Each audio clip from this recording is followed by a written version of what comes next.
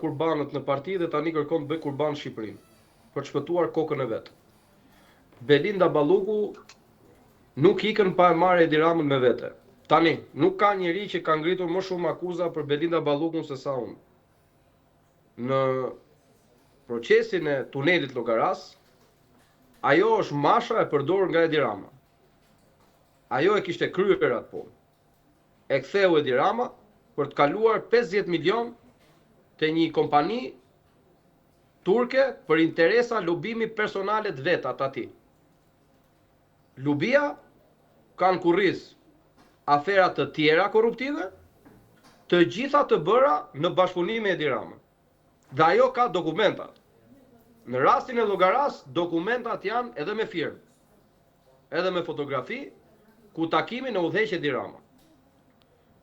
Për këtë arsye, Belinda Balluku, ndryshe nga Erion Veliaj, i ka thënë, unë të marrë me vete. Dhe problemi që ka Rama nuk është halli se po arrestojnë Belindën, është halli se do arrestojnë Ramën. Dhe ai do bëjë gjithçka për mos ta lejuar. Nuk do të pranoj të hiqet imuniteti Belinda Ballukut, do të gjej artifica nga më të ndryshmet për shpëtuar veten. Tani ne kemi në dorë mesazhet e ndërkombëtarëve, se nuk kam shumë kohë. Tani për sa i përket ndërkombëtarëve, në vizitën Shtetet e Bashkuara të Amerikës treshin çështjet. Që ne komunikuam me kongresmen të shumt dhe edhe në departament shtetit, drejtësia, krimi dhe kartelet e drogës dhe ligji antifamilje i bërë nga Edi Rama. Për këto tre çështje mund t'ju them që Shtetet e Bashkuara janë shumë të qarta. Kurtimisht. Dhe kemi kërkuar mbështetjen e tyre dhe në 2 takime me 2 kongresmen të ndryshëm do të ndërmerren dhe hapa konkrete. Disa hapa konkrete janë ndërmarrë nga disa kongresmen në lidhje me problematikën dhe përndjekjen e opozitës nga drejtësia. Pseudodrejtësia. Që me non-gratën e keni fjalën. Që ishte e dënuar. Që me non-gratën e zotit Berisha e keni fjalën. Po, jo, me gjyqin që është bërë këtu, qoftë liderit opozitës, qoftë Fatmir Mediut, qoftë Ilir Metës, me një gjyqtare që duhet ishte në burg. E kuptoj. Dhe për këtë kemi diskutuar. Edhe sot, unë jam në Myni. Përse jeni në Myni? Është konferenca e sigurisë që bëhet një herë në vit. Po? Në këtë konferencë, pa diskutim, unë jam te konferenca e sigurisë kibernetike, ku pa diskutim do të komunikoj për problemet që kemi ne me Akshin dhe me drejtorinë e krimit kibernetik. Drejtoresha, burrin e saj e ka shofer të Ergyes Agasit. Tani ne këtu duhet të kërkojmë ndihmë nga aleatët të na ndihmojnë në këtë luftë që kemi përballë narkoshtetit. Se ky është narkoshtet. Kur karteli, droga, krimi hyn brenda institucionit dhe kontrollojnë drejtorët. Ergyes Agasi është bërë si ky Jeffrey Epstein me video për pafundësisht ministra e ministre, deputete, biznesmen, të gjithë që hynin dhe dilnin te ky njeri. E kuptoj. Ja, një sekond. Edhe diçka të fundit. Nga Brukseli keni kuptuar diçka nga mesazhet që janë lëshuar nga takimet që janë zhvilluar, nga darkat informale që gjithashtu janë zhvilluar? Mendoj që ishte shumë e qartë dje.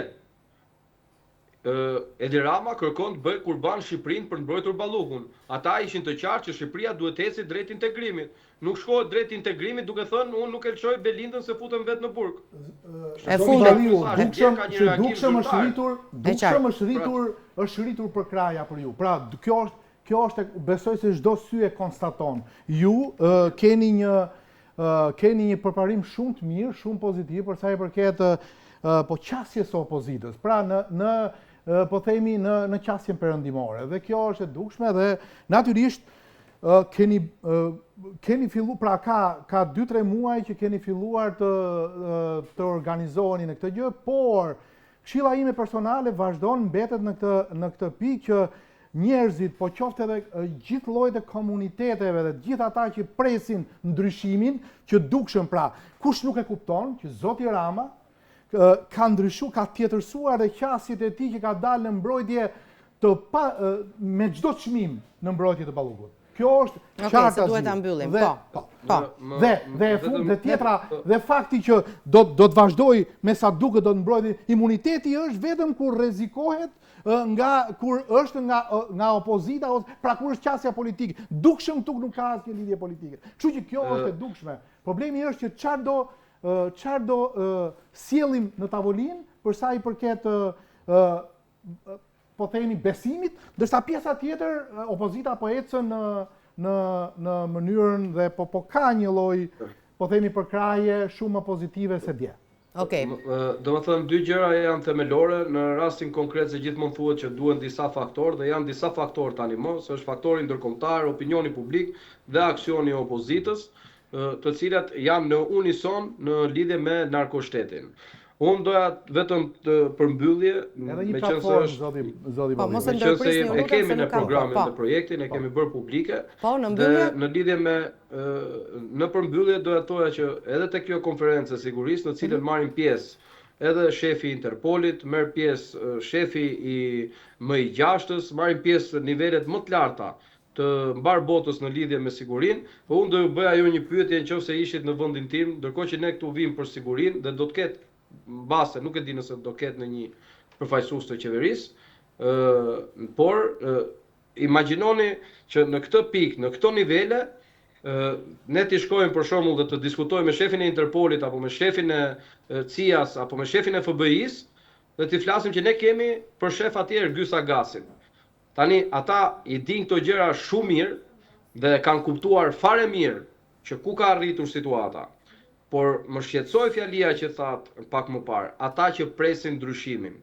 Ndryshimin nuk pritet, ndryshimin bëhet.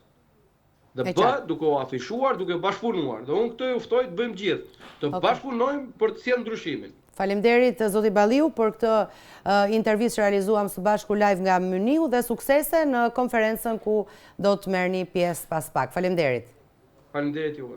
Bëjmë një shkëputje publicitare, rikthehemi pas pak, na bashkohet zonja Albana Vokshi në një tjetër bisedë në lidhje me atë